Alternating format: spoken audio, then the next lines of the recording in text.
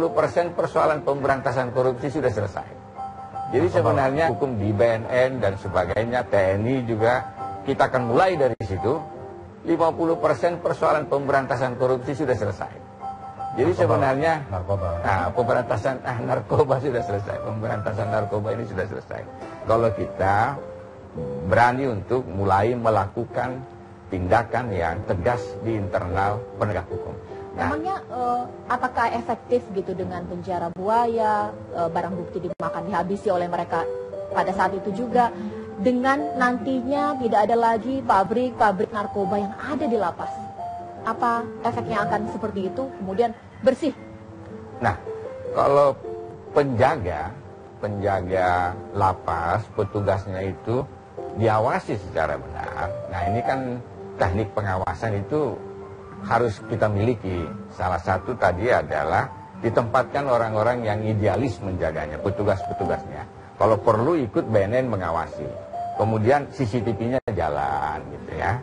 Kemudian juga tidak segampang itu orang bisa mengedarkan narkoba di lapas itu kalau pengawasannya berjalan. Kalau itu dilakukan, sebenarnya tidak akan ada pabrik narkoba, ekstasi di sana, tidak ada pengedaran narkoba di sana.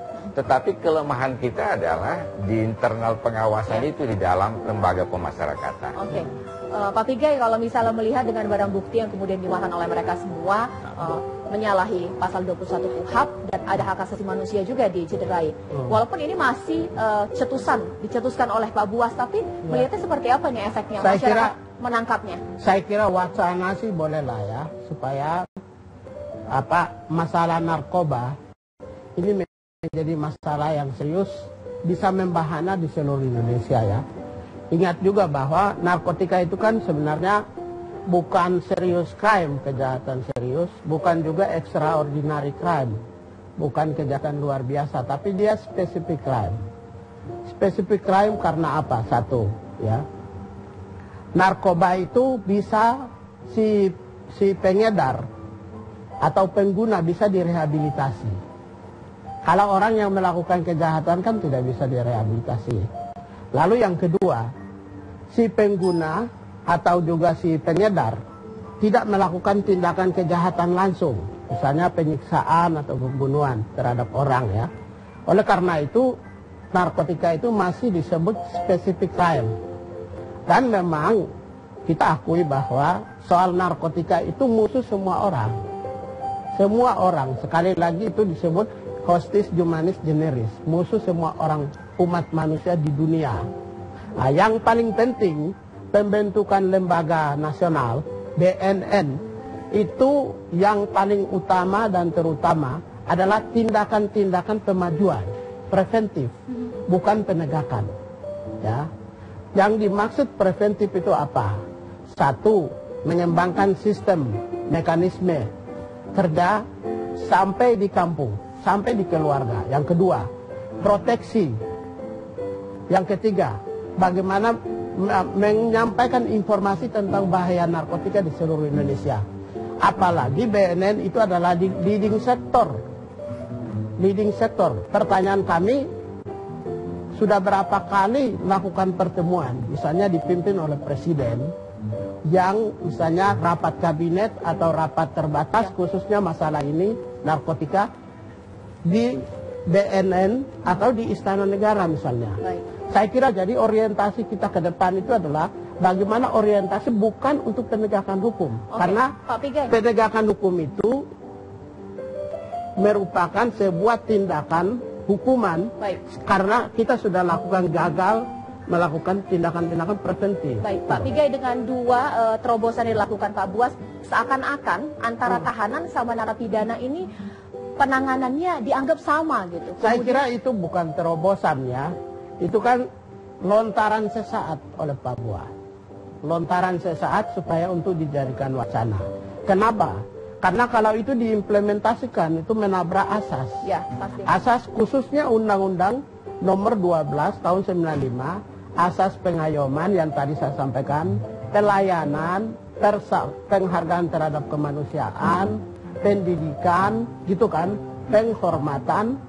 Nah, jadi ya paling tidak kalau mau ingin lakukan itu harus dulu revisi Undang-Undang Nomor 12 tahun 95 tentang lembaga pemasyarakatan. Dan revisi undang-undang itu membutuhkan waktu yang cukup lama, tidak mungkin. Pasti ada perdebatan.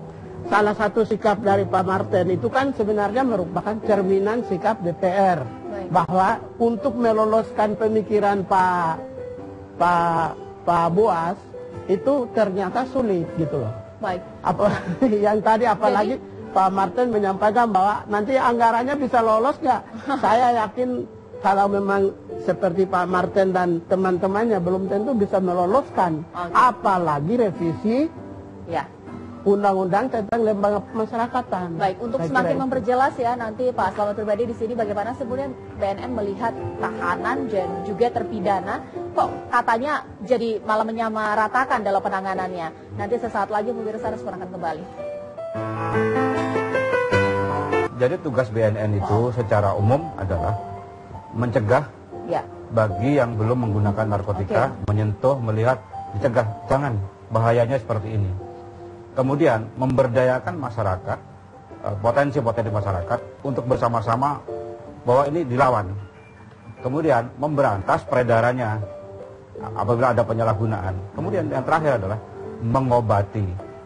Sesuai dengan tujuan Undang-Undang Narkotika adalah salah satunya adalah mencegah dan melindungi warga negara Indonesia dari penyalahgunaan narkotika. Baik, kita tahu memang saat ini cukup kita pusing gitu mikirin narkoba, tiap tahun pasti memang meningkat. Tapi kita tahu ada hak dari tahanan dan juga ada hak dari terpidana kasus narkoba. Meskipun memang efeknya sangat masif untuk masyarakat. Tapi penanganannya berbeda ya Pak ya, dan juga kan ada rehabilitasi ya, harus dilakukan. Apakah masih ini dikedepankan rehabilitasi?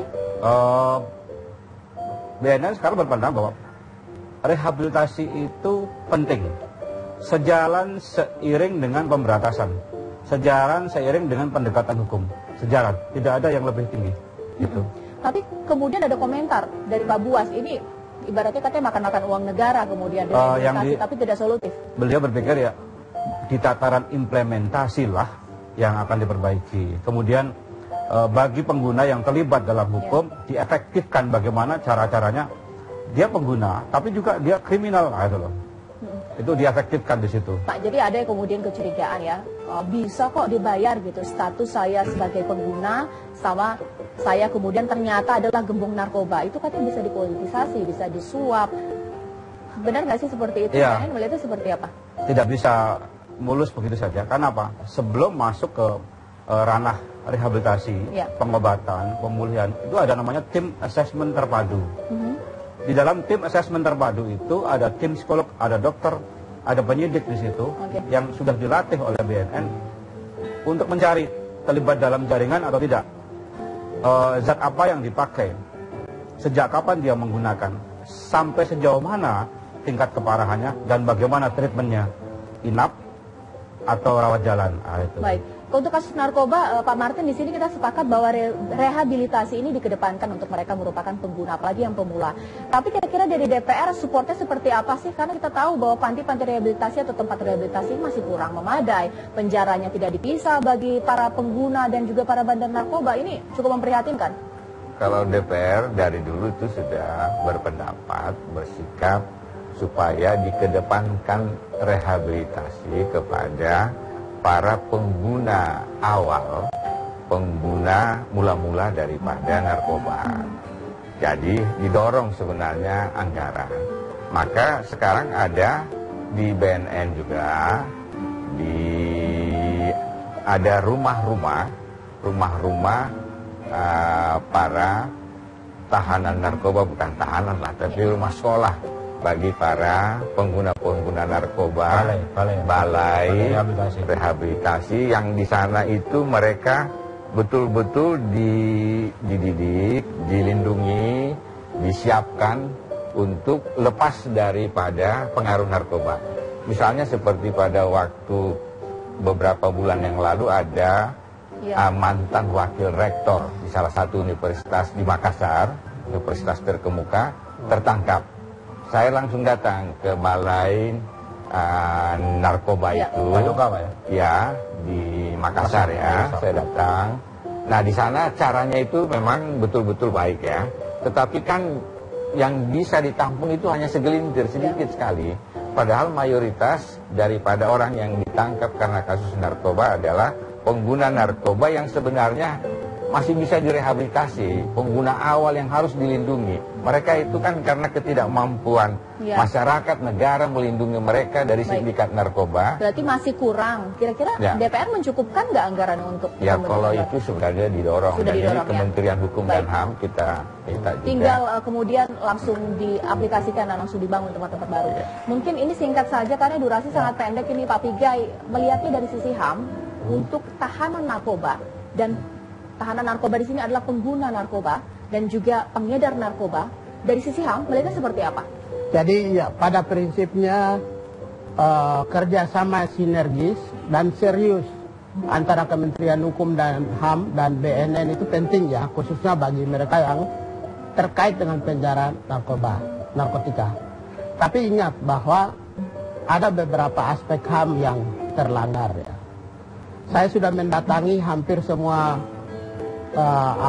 terpidana hukuman mati narkoba ya. Baru minggu lalu saya ke lapas Nusa Kambangan. Jadi hasil pantauan saya itu salah satu aspek utama yang dilanggar itu adalah sistem fair trade di dalam proses peradilan kita.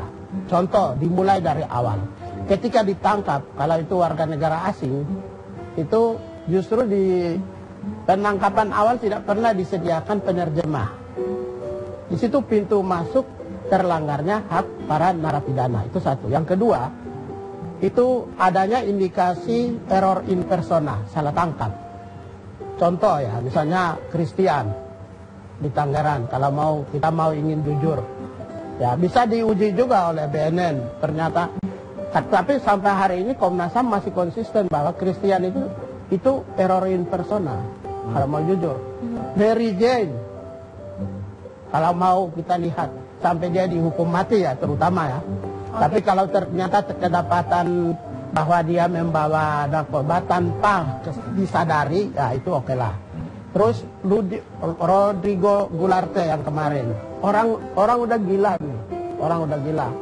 Kok bisa sampai dieksekusi mati misalnya ya. Oke, baik. Jadi berbagai satu sistem fair trial dalam proses peradilan kita di Indonesia itu masih belum. Maka bulan Februari 2015 itu di Dewan HAM PBB dipertanyakan khususnya sistem fair trial dalam proses peradilan di Indonesia terkait hukuman mati. Nah, saya kira ini yang harus diperbaiki karena semua aspek pelanggaran terhadap mereka yang terpidana narkotika itu dilakukan dalam proses peradilan.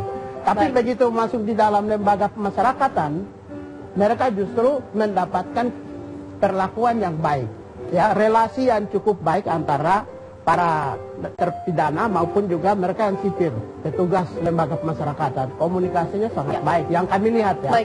Justru sebelum mereka masuk inilah yang justru harus diantisipasi. Baik, menarik Pak Pigai bahwa di sini nanti kita setelah ini akan memikirkan sebenarnya bagaimana sih caranya memberantas narkoba tapi tidak mencederai hak asasi manusia. Sesaat lagi Respon akan kembali.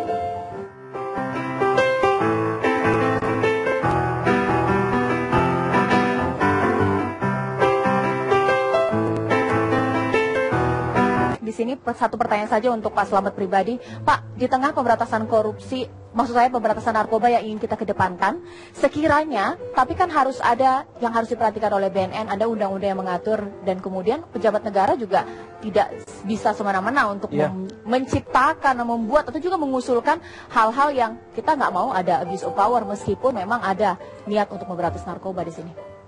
BNN setiap saat, kapanpun itu akan patuh kepada undang-undang. Tidak boleh melanggar asas-asas umum pemerintahan yang baik.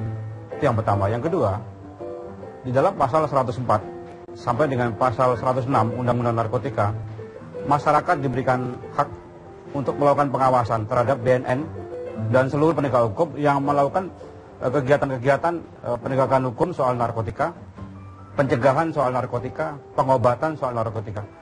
Kalau masyarakat mengawasi BNN, mengawasi aparat, nggak mungkin. Dan BNN tidak akan keluar dari undang-undang, tidak akan keluar dari asas, tidak mungkin. Baik, Ya. baik pemirsa. Meskipun memang kita sepakat bahwa Indonesia darurat narkoba dan upaya pemberantasan, tapi juga preventif dan rehabilitasi